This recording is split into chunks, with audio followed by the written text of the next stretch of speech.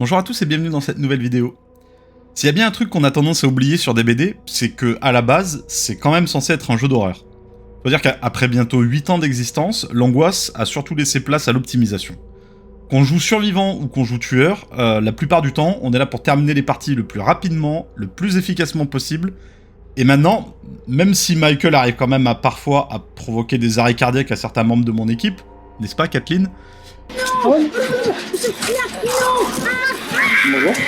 Faut reconnaître que le seul cœur qui s'emballe, c'est celui qu'on entend dans l'aura du tueur. Mais si on cherche un peu, si on s'intéresse aux petits détails visuels, on arrive encore à trouver du creepy, de l'horreur, voire même de la terreur dans ce jeu. Je partage souvent avec vous des détails effrayants dans mes vidéos sur les secrets des BD, ou dans les histoires que je raconte, mais cette fois c'est sur les tueurs eux-mêmes qu'on va chercher cette sensation qui vous enserre le cœur dans un étau et qui vous donne un petit goût cuivré sur le fond de la langue. Je vais partager avec vous, pour chaque tueur, le skin que je trouve le plus terrifiant. Celui qui à chaque fois me fait ressentir un petit frisson qui parcourt l'échine. Je précise que tous les skins légendaires sont hors concours, puisqu'ils changent plus que l'apparence, ils changent carrément l'identité du tueur. On se contentera donc des skins normaux. Allez, c'est parti. Le piégeur. Le piégeur, c'est un tueur qui, de base, a une apparence redoutable. Le masque, les crochets qui lui transpercent le corps... Rien que de le voir passer au loin, ça nous fait un petit peu flipper parce qu'on se met immédiatement à redouter les hautes herbes et les palettes par crainte de tomber sur un piège. Mais c'est sans doute dû au fait que je souffre de thalassophobie que je trouve que le skin psychopathe de bord de mer est absolument horrible. Imagine, t'es tranquille en train de te faire dorer la couenne sur la plage, tu vois des remous dans l'eau, et t'as cette abomination des profondeurs qui sort lentement et qui braque ses yeux livides et aveugles sur toi. C'est horrible. Le spectre. Contrairement au piégeur, je trouve que le spectre, dans son apparence de base, c'est pas vraiment un tueur effrayant. Le côté flippant, ça vient surtout du fait qu'il peut se rendre invisible et qu'on est sans arrêt sur le qui-vive pour éviter de se faire surprendre. Mais avec le skin cavité suintante, ça rajoute vraiment un petit côté creepy. On a vraiment l'impression de voir une créature des bois qui se serait pétrifiée lentement en attendant des décennies pour qu'une victime passe à côté. Le trou béant qui laisse entrevoir son cœur mort depuis longtemps, c'est vraiment quelque chose. Le montagnard. Ce pauvre Billy, en vrai, il fait malheureusement plus rire que pleurer. Sans forcément se moquer de son physique disgracieux, perso, quand je le vois foncer à max 5 avec sa tronçonneuse levée, j'ai un petit peu de mal à avoir peur. Surtout quand on le voit rentrer dans un mur et qu'on le voit lever la jambe en mode « Ah, je suis une danseuse !» Je trouve ça vraiment marrant, tu vois. En revanche, quand il met son apparence épouvantail infâme, c'est une toute autre affaire.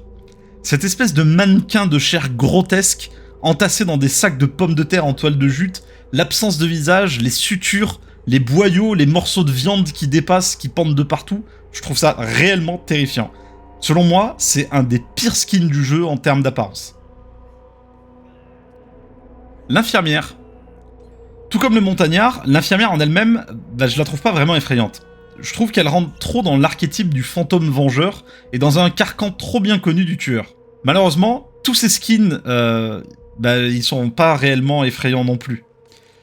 S'il y a quand même un skin que je devrais classer au-dessus de tous les autres, je mettrais le skin accident. Dans son histoire, Sally, elle a été enlevée par l'entité juste avant de mourir, après un accident de voiture. Et dans ce skin, c'est exactement ce qu'on voit. On la voit figée éternellement dans ce moment de souffrance juste avant la mort, avec des éclats de métal, des instruments chirurgicaux, du verre incrusté dans le visage, et le corps, les côtes broyées, les poumons perforés.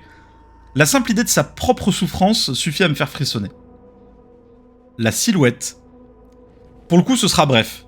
Qu'est-ce qu'il y a de plus effrayant qu'un tueur de 2 mètres de haut bâti comme une armoire sans aucune notion d'émotion ou de pitié ? Un tueur de 2 mètres de haut bâti comme une armoire sans aucune notion d'émotion et de pitié, le cul à l'air dans une blouse d'hôpital. La harpie. Pour le coup, voilà un tueur qui, avec son apparence basique, suffit à inspirer la peur. La malédiction dont elle souffre, qui pétrifie peu à peu sa chair, à moins de se nourrir d'absurdes quantités de sang, rend son physique particulièrement flippant. Mais elle a un skin qui le rend encore plus dérangeant. Sur son apparence abomination, on peut voir que son corps a fusionné de manière grotesque avec un autre corps. On voit 2 visages soudés ensemble dans une expression de souffrance, 2 jambes, on voit un bras fusionné avec son torse. C'est atroce. Le docteur. Le skin que je trouve le plus perturbant chez le docteur, c'est son skin, le transplanté. Autant, tous les skins sont tous plus ou moins flippants, en accord avec le personnage, hein. Mais ce skin-là, il a vraiment quelque chose au-dessus. Des morceaux de cadavres grossièrement recousus, Façon créature de Frankenstein, c'est véritablement terrifiant. Ce que je préfère le plus dans ce skin, c'est son arme, qui est en fait une jambe humaine dans laquelle il a enfoncé de force une bobine Tesla, quoi. Je l'aime autant qu'il me fait flipper. La chasseuse. Pour Ana, j'ai longuement hésité entre 2 skins. Son skin flambé est très simple. Mais je trouve que la voir brûlée vive, sachant qu'elle a marché volontairement dans le jet d'un lance-flamme militaire pour abattre des soldats qui avaient pénétré dans son domaine, prouve que sa volonté et sa soif de meurtre sont inextinguibles. Mais le skin adepte du solstice est proprement atroce. Le crâne d'élan, avec les bois gigantesques sur lesquels pendent des tripes et des lambeaux de chair, la cage thoracique qui entoure sa poitrine, on dirait un genre de cryptide, un Wendigo ou un skinwalker qui sort des bois pour s'en prendre à vous. C'est vraiment celui-là que je préfère. Malheureusement, il est plus disponible dans la boutique. Le cannibale.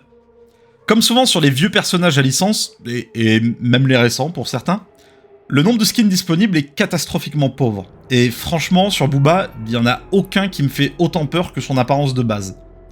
Pour le coup, je choisirais son skin de base, mais avec l'apparence ensanglantée, que vous débloquez en atteignant le prestige 4, 5 et 6, et je trouve que ça lui donne vraiment une apparence de ouf, comme s'il venait juste de tronçonner quelqu'un et qu'il se tournait vers vous. Le cauchemar. Là, c'est la bonne blague. Ce pauvre Freddy, en plus d'avoir été nerf un nombre tellement colossal de fois qu'il en est rendu à être le pire tueur en termes d'efficacité, n'a même pas le moindre cosmétique. Du coup, son skin de base. Le cochon. 3e personnage à licence d'affilée, 3e misère en termes de skin. Encore une fois, il n'y a aucun de ces skins qui est vraiment propice à inspirer l'effroi dans le cœur des survivants. Du coup, je choisirais le skin fourbe, parce que c'est celui sur lequel la tête de cochon semble le plus moisie. Si je voyais 2 tueurs s'approcher de moi accroupis en portant chacun une tête de porc sur la tronche, j'aurais sans doute plus peur de celui dont la tête est moisie. Le clown. À moins de souffrir de coulrophobie, malheureusement, ce pauvre clown a plus l'air d'un pauvre poivreau conspirationniste que d'un véritable tueur. Personnellement, j'utilise le skin de l'éléphant rose parce qu'il me fait marrer. Mais avec la faille du tome 18, on a eu un skin qui change la donne. Le skin Chant de mort est un mélange des 2 types de clowns les plus courants dans l'univers du cirque. Le Pierrot, ou le clown blanc, plutôt sérieux, autoritaire, et l'Auguste, ou le clown rouge, au contraire farceur et gaffeur. La combinaison des deux et le contraste avec les éclaboussures de sang sur son costume blanc sont extrêmement perturbants. L'esprit.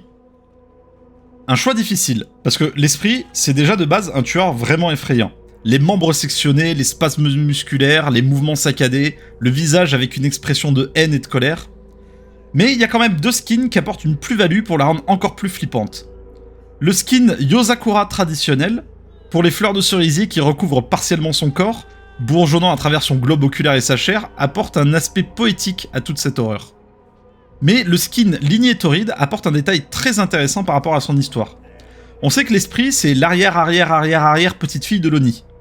Et avec le skin Lignée Tauride, ce rapprochement est encore plus visible parce que son visage a littéralement pris l'apparence d'un Oni, les démons du folklore japonais.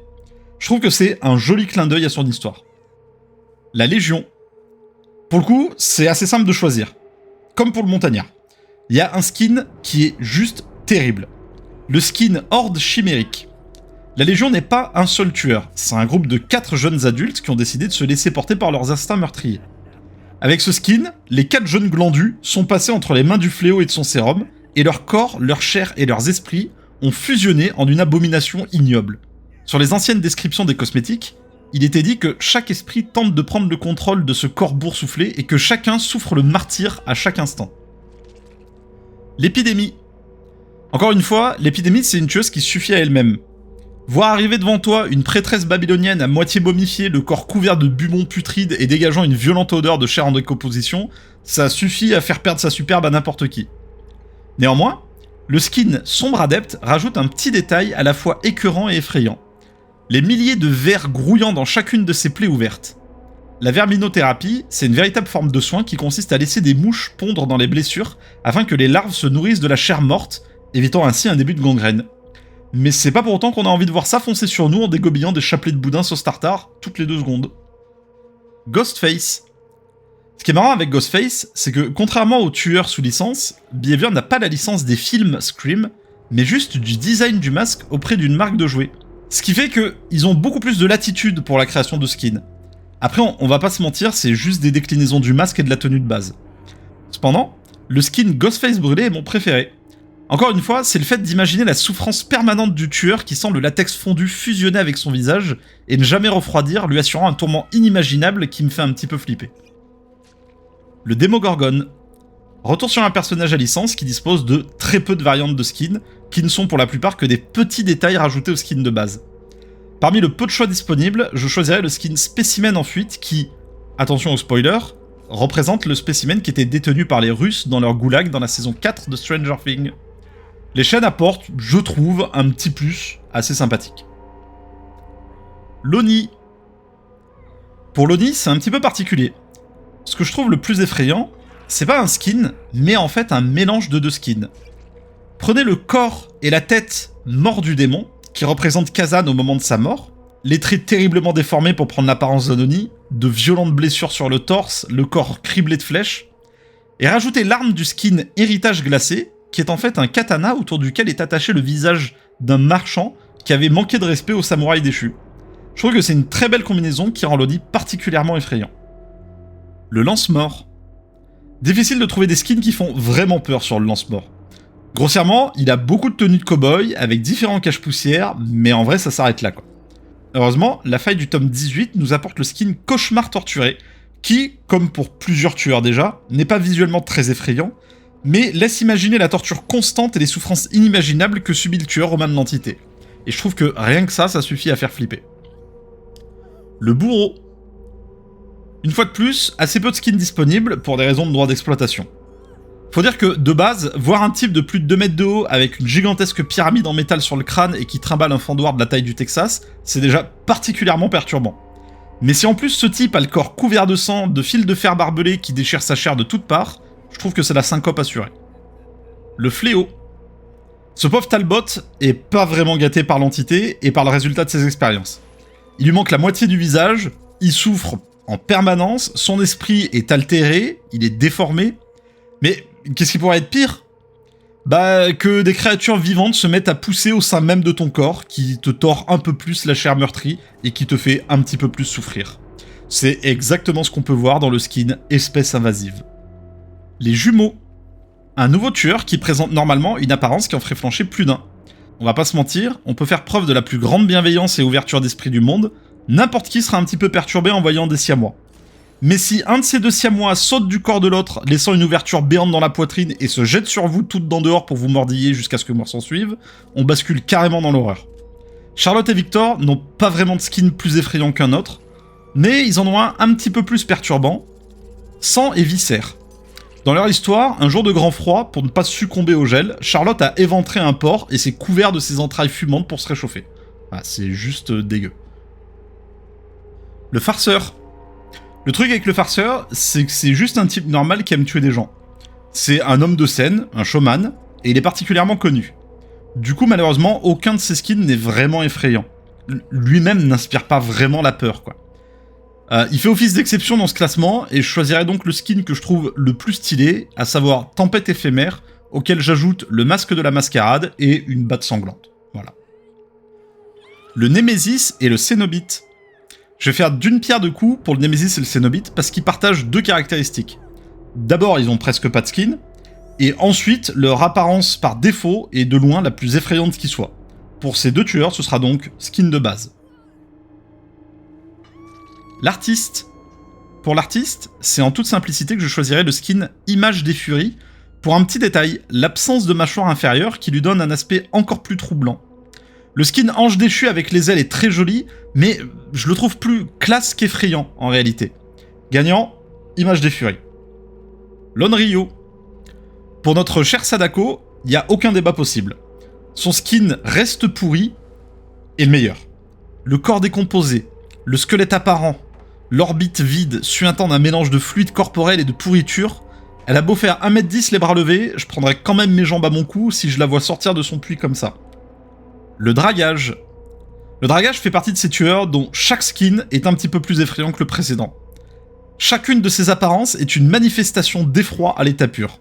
Mais mon préféré, et c'est sans doute dû à mon amour pour ce brave canasson, ça reste Souvenir de Maurice. J'aurais plus peur d'un bourrin à moitié décomposé que d'un amalgame de poupées, perso. Même si on est d'accord, les poupées, ça reste bien creepy. Le Mastermind.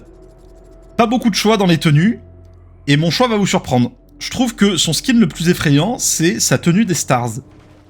Pas effrayant dans son apparence, mais pour l'effet psychologique. Imagine, t'es un survivant.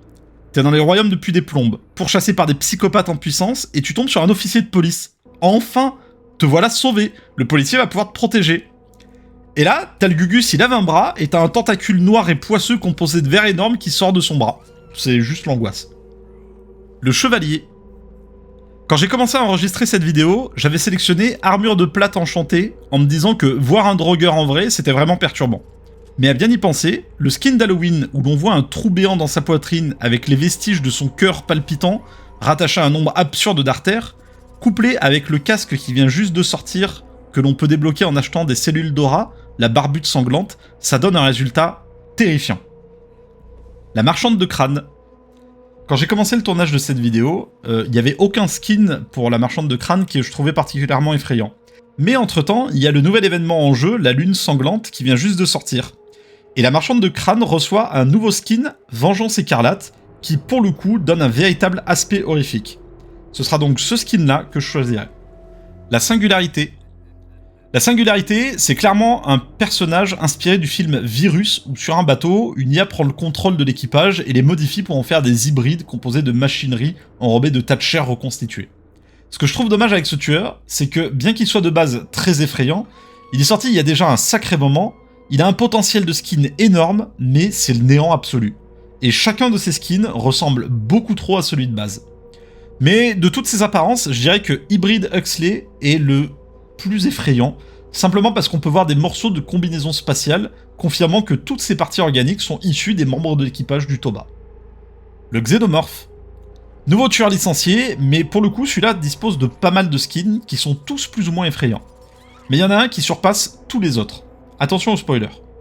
Dans Alien 4, une entreprise tente de cloner Ellen Ripley pour extraire la reine alien qu'elle portait dans son ventre au moment de sa mort. Les premiers résultats, c'est d'atroces hybrides entre humains et aliens. Avec un drone alien, au moins, on sait qu'on va finir avec un trou dans le crâne. Mais avec cette monstruosité, je préfère même pas imaginer. Le brave gars. Ce bon vieux Charles n'a que 2 skins, et chacun est, à sa manière, totalement effrayant. Mais j'ai quand même une petite préférence pour Chucky revenu d'entre les morts. Les petites coutures un petit peu partout, sur sa gueule d'ange, je trouve que ça lui donne un look d'enfer. Et enfin, l'inconnu. Dernier, mais pas des moindres. Un petit nouveau dans le roster de tueurs, incontestablement le tueur avec l'apparence la plus terrifiante de base. Ses orbites vides, son corps difforme, les craquements des os frottant les uns contre les autres, les spasmes, les mouvements irréguliers. Perso, rien que pour ça, je me fais dessus. Le tueur vient juste de sortir, du coup il n'a pas beaucoup de skins, enfin il en a toujours plus que Freddy. Mais parmi ceux qu'on a à notre disposition, il y en a déjà un qui me met encore plus mal à l'aise que son apparence de base. La femme sans yeux est proprement terrifiant. On dirait ta grand-mère après que tu lui aies dit que tu veux pas te resservir une 4e fois du plat principal parce que t'as plus faim. Et voilà, c'est tout pour ce classement. Bien entendu, il s'agit de mon avis personnel, alors n'hésitez pas à me dire dans les commentaires quel skin vous trouvez le plus effrayant pour votre tueur préféré.